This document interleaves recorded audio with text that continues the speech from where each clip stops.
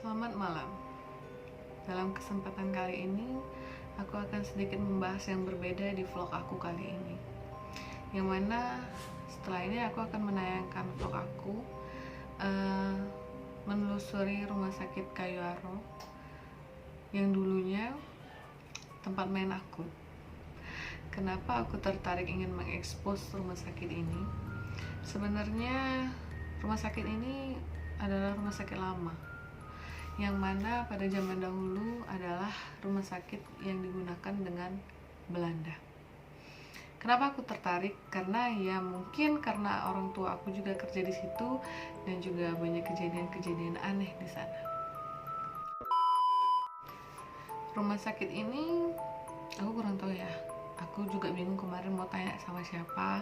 Aku juga tanya sama papa aku juga kurang tahu. Jadi rumah sakit ini memang udah lama banget rumah sakitnya. Jadi saking ramenya dulu, rumah sakit ini jadi tempat rumah sakit rujukan gitu.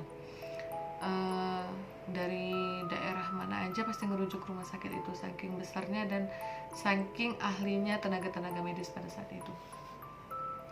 Nah, karena rumah sakit ini bukan milik pemerintah tapi milik BUMN ya, sama aja. BUMN kan badan usaha milik negara ya. Jadi ibaratnya rumah sakit ini adalah rumah sakit PT. Ibaratnya kalau seandainya ada karyawan suatu PT itu ada yang sakit, dirawat di rumah sakit itu. Nah, jadi langsung aja ke pokok ceritanya. Pada waktu aku kecil dulu, aku sering kalau pulang sekolah aku pasti mampir ke rumah sakit itu, jemput papa aku, karena papa aku salah satu karyawan di situ, salah satu karyawan laboratorium di rumah sakit itu. Nah, setelah beberapa tahun papa aku pensiun, itu sebenarnya udah gonjang-ganjing sih, udah mau tutup rumah sakitnya. Tapi setelah bapak aku pensiun, rumah sakit itu tutup. Jadi beralih profesi, beralih fungsi menjadi poli kebun. Jadi rumah sakit itu menjadi rumah sakit kecil atau poli kebun. Jadi situ yang beroperasi cuma IGD-nya dan beberapa ruang rawat inapnya. Singkat cerita, jadi aku pernah dengar cerita dan ini memang udah sering banget terjadi di situ. Di situ dekat dengan perumahan-perumahan bos-bos pabrik ya di situ. Jadi pada zaman itu rumah-rumah yang peninggalan Belanda itu memang identik dengan bangunan-bangunan Eropa. Banyak banget bangunan-bangunan. Jadi rumah-rumah bos-bos di situ identik dengan bangunan tipe-tipe Eropa. Jadi ada kayak perapian, terus memang batu-batu alam yang dibuat di situ. Nah, jadi yang kalau untuk di zaman sekarang yang tinggal di situ kebanyakan bos-bos dari perusahaan itu. Nah, satu lagi di situ di Kerinci ini terkenal dengan kebun teh terbesar nomor 2 di Asia Tenggara setelah India. Jadi waktu itu pernah dengar cerita ada tukang ojek gitu ya, datang gitu jalan, dan tukang ojeknya berhenti di salah satu halte. Jadi rumah sakitnya itu ada halte gitu di jalan besar, jalan raya gitu ada halte. Terus di halte itu baru masuk ke dalam jalannya itu masih jalan koral gitu ya, batu-batu koral kayak gitu. Jadi tukang ojek jadi berhenti, ada mbak-mbak gitu, mbak mau kemana? Aku mau ke rumah sakit dong pak, kayak gitu. Mau ke rumah sakit, mana rumah sakit ini? Oke. Jadi begitu tukang ojeknya, ini malam ya, malam, jadi hujannya gerimis-gerimis kayak gitu. Ini menurut cerita yang aku dapat, aku pernah dengar cerita ini. Jadi begitu tukang ojeknya bawa gitu cewek ini tadi ke rumah sakit, begitu sampai ke ide, jadi kan ini halte tuh masuk ke jalan koral itu sekitar berapa kilometer ya, 2 kilometer atau 3 kilometeran lah gitu kurang lebih. Jadi nyampe nih di IGD-nya, di IGD rumah sakit. Begitu sampai di IGD rumah sakit, tukang ojeknya bilang, mbak udah nyampe nih mbak gitu. Terus nggak ada yang jawab dong, mbak kita udah nyampe kayak gitu. Terus perawatnya keluar, bang ada perlu apa kayak gitu. Tadi aku udah bawa cewek, tapi aku kurang tahu ya, karena aku perawat di situ aku kebanyakan kenal karena teman papa aku, cuman itu siapa aku lupa, cuman aku pernah dengar ceritanya seperti itu. Aku tadi ada bawa cewek, setelah itu nggak ada ceweknya, nggak ada di belakangnya, nggak tahu entah itu jatuh, entah itu manusia, entah aku kurang tahu. Tapi begitu setelah kejadian itu akhirnya tukang ojeknya demam 2 hari gitu guys, dan akhirnya 2 hari setelah itu membaik. Terus ini kisah dari papa aku sendiri. Nah ini aku diceritain dengan si papa, kalau ini saya aku percaya. Jadi waktu itu papa itu kebagian dinas shift malam. Jadi waktu itu GIGD-nya masih di bawah. Setelah itu papa kan nggak mungkin dinasnya ini ya, nggak mungkin tidur di ruangannya karena papa kan laboratorium waktu itu. Jadi cuman ada meja sama alat-alat medisnya aja. Jadi setelah itu papa itu pulang tuh kan jadi salah kan, fokus. Jadi papa itu ke IGD gitu karena saat itu waktunya sepi, hening, jadi papa numpang tidur di IGD. Jadi saat setengah malam itu papa aku tidur, terus selimutnya ditarik guys. Memang mungkin kalian nggak tahu ya daerah Kerinci itu gimana. Daerah Kerinci itu persis kayak di Bogor atau Bandung, jadi dingin banget. Jadi harus pakai selimut. Jadi papaku selimutnya ditarik. Jadi bapakku tarik lagi selimutnya, terus tarik lagi selimutnya, terus tarik lagi selimut, tarik lagi selimut.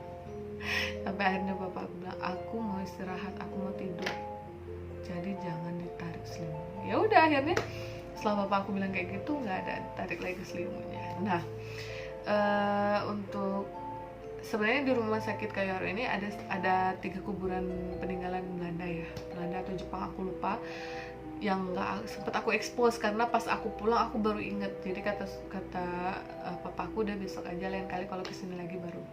Jadi aku sempet expose yang cuman 1 peti orang banyak itu aja. Nah jadi aku sempet ngerasa ada tekanan sih pas aku ke situ ya. Aku ngerasain di sel cowok atau sel cewek, aku lupa. Jadi aku ngerasa kayak penuh banget karena aku orangnya sedikit peka. Jadi aku putuskan aku nggak berani masuk karena kata suami aku juga lebih baik kita cari aman aja gitu, kita nggak usah masuk, kita stay di luar aja, kita reviewnya dari luar aja, karena kita nggak bawa pawang nih, kita nggak bawa orang yang lebih ahli di bidang itu gitu. Nanti kalau ada apa-apa sama aku kan nanti jadinya sulit. Jadi aku review sedikit-sedikit, tipis-tipis aja untuk teman-teman perantauan yang jauh yang rindu dengan tanah Kerinci bisa lihat rumah sakit Kerinci dari vlog aku. Oke, penasaran gimana bentuk rumah sakitnya? Oke, selamat pagi, semangat pagi, ketemu lagi sama aku Cici. Kali ini dalam kesempatan kali ini vlog aku mau investigasi rumah sakit Kayuaro. Sebenarnya bukan rumah sakit lagi ya, sekarang udah jadi Poli Kebun PTP Nusantara 6. Jadi dulu itu ini rumah sakit yang cukup aktif, bisa dikatakan cukup aktif karena memiliki pasien yang cukup banyak ya. Di sini memang sudah lengkap dari segi pelayanannya, dari segi ya sudah banyak lah, sudah memenuhi persyaratan rumah sakit. Cuman karena suatu hal atau cara administrasinya atau apalah aku juga kurang tahu, jadi rumah sakit ini mengalami ya kerugian atau apa ya, ternyata aku salah ngomong. Akhirnya dia jadi Poli Kebun sekarang. Sebenarnya saya sedikit kecewa, tapi ya inilah kenyataannya. Jadi jangan kemana-mana, ikutin aku terus untuk keliling rumah sakit ini, oke?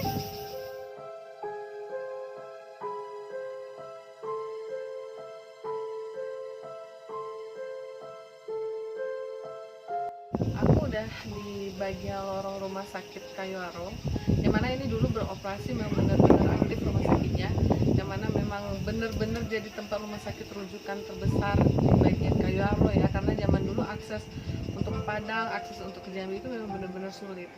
Nah sekitar beberapa tahun yang lalu, sekitar 2010 atau 2006an, rumah sakit ini tutup dan nggak beroperasi lagi. Sebenarnya masih beroperasi, cuman hanya sebagian gedung aja yang beroperasi dan dijadikan Poli Kebun, bukan rumah sakit lagi. Karena kita udah ada di lorong, aku udah ada di persimpangan 3 persimpangan. Ini di situ ada rawat jalan dulu kalau nggak salah, di situ jadi sel cowok kalau nggak salah. Oke, kita ke situ. Jadi dulu waktu aku kecil, kalau aku pulang sekolah nemenin papa kerja, karena papa aku salah satu karyawan rumah sakit di sini.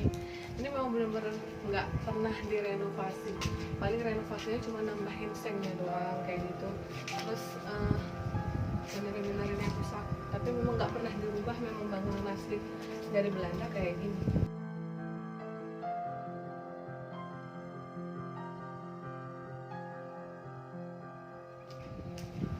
Kayaknya udah kepake untuk pabrik teh gitu ya. Sayang sih sebenarnya dulu waktu aku kecil ini jadi sal kayak gitu, sal rawat inap cowok bapak-bapak. Ini namanya sal apa dulu ya, aku lupa juga.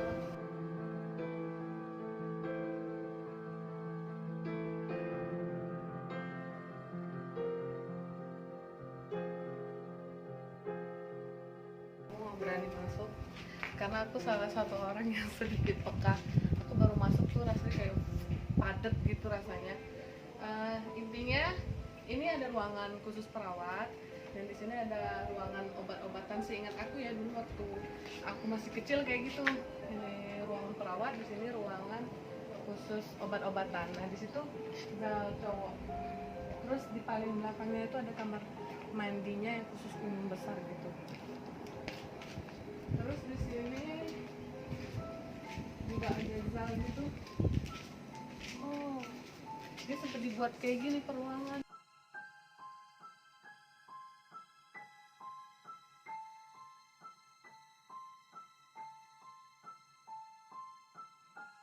Sempat dibikin peruangan kayak gini, tapi aku nggak tahu kapan merubahnya. Tapi memang sempat dibuat peruangan kayak gini. Jadi nggak sal, akhir-akhir ujung-ujungnya nggak jadi sal.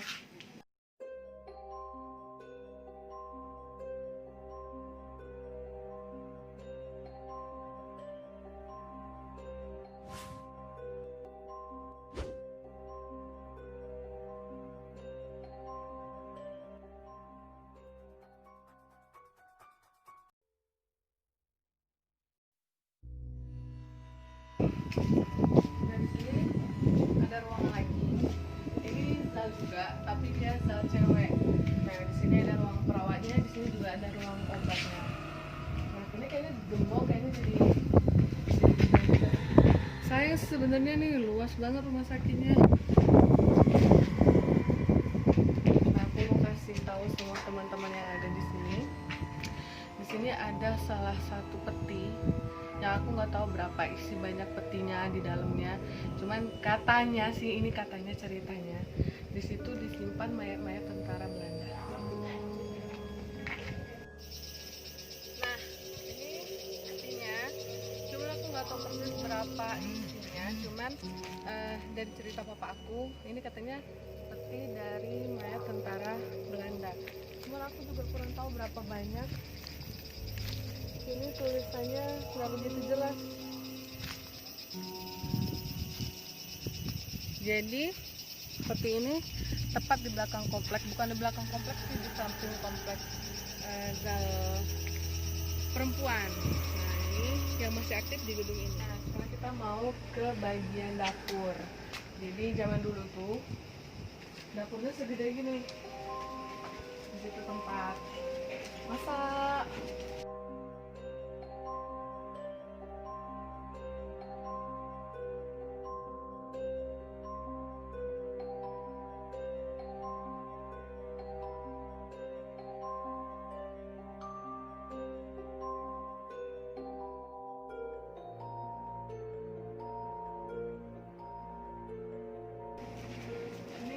Bekas dapur umumnya. Jadi memang dulu aku sering main ke sini, karena sekolah aku deket dari rumah sakit ini. Bangun ini memang udah tua, udah nggak kurus. Aku dulu sering main ke sini. Pokoknya kalau pulang sekolah, karena sekolah aku deket sama rumah sakit, bapakku kerja di sini. Jadi aku kalau pulang sekolah main dulu ke sini. Ini dulu dapur umum, di sebelahnya kantin. Terus itu sebenarnya ruang rawat inap baru dibangun, tapi karena memang nggak beroperasi, setelah itu bangun nggak beroperasi langsung ya.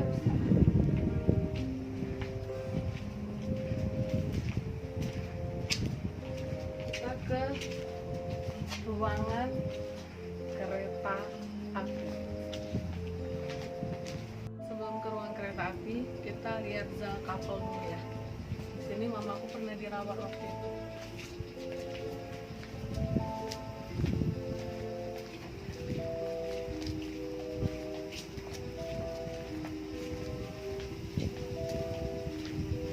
Jadi dulu waktu ini masih aktif itu rame banget.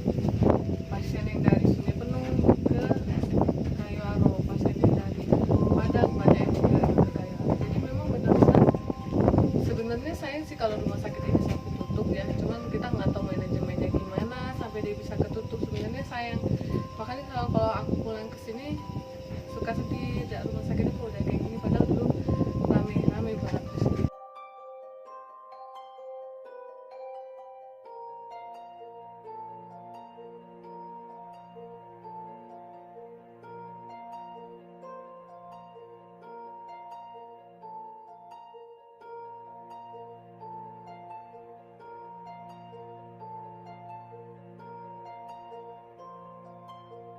Ya, ini bisa dikatakan khusus pasien VIP ya, VIP yang ibaratnya cuma satu pasien aja satu kamar. Jadi ini khusus ruang perawatnya.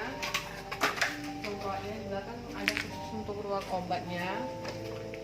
Nah, jadi dulu waktu mama aku dirawat di sini, satu ruangan ini cuma mamaku semua, mamaku sendiri. Jadi ini dulu ruang tamu, ini ruang tamu khusus keluarga yang mau datang. Terus di sini ruang rawat inapnya, di situ kamar mandinya. Aku dulu pernah di sini jaga mamaku. Waktu itu mamaku sakit gastritis kronis, sakit mah lah kalau belum sekarang.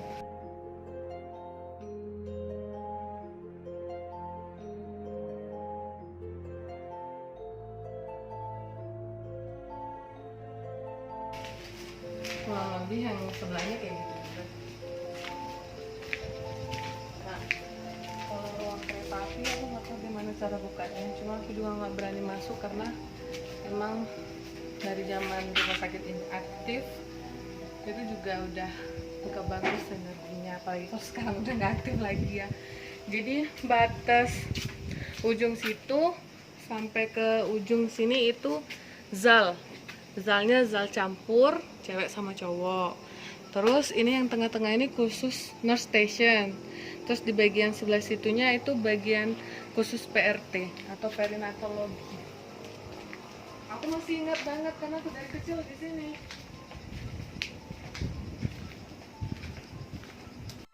Baiklah, itu tadi sekilas tentang rumah sakit yang legend ini yang memiliki cerita yang cukup ya bisa dikatakan sangat mengerikan. Nah, di sini tempat aku besar, tempat papa aku bekerja, dan sedikit ya ada sedikit kecewa, ada sedikit sedih melihat rumah sakitnya seperti ini yang dulu memang benar-benar rumah sakitnya memang bagus. Semoga ada tergerak hati Pemda atau pemerintah untuk memulihkan lagi rumah sakit ini, karena memang banyak teman-teman aku atau putra-putri daerah yang ibaratnya yang berhasil di bidang kesehatan atau bisa sama-sama membantu. Nah, mungkin itu aja investigasi aku hari ini karena aku nggak boleh masuk karena aku ya itu tadi menghindari yang tidak diinginkan, karena aku juga cuman sendiri, aku juga nggak bawa orang yang paham tentangnya seperti itu, nanti takutnya ada apa-apa sama aku ya. Jadi sampai di sini dulu investigasi aku hari ini. Semoga nanti bakal ada konten-konten yang menarik lagi dari aku. Tetap ditunggu, jangan lupa klik subscribe, tapi jangan sampai nggak bunyi loncengnya, karena kalau seandainya cuma subscribe aja nggak bunyi lonceng, kalau ada video baru nggak tahu. Oke? Terima kasih.